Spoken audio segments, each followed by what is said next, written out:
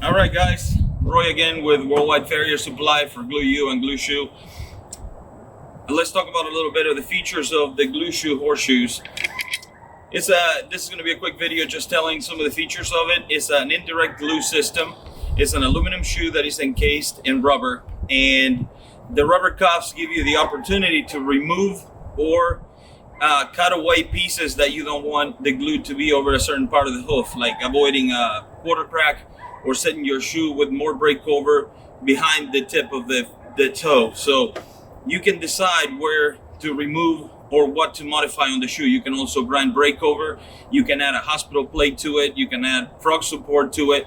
You can use it in combination with a pad that you can glue on with the shoe into the foot, and then use any kind of support material like dental impression material, silicone, urethane, and get the best for the horse for each particular need.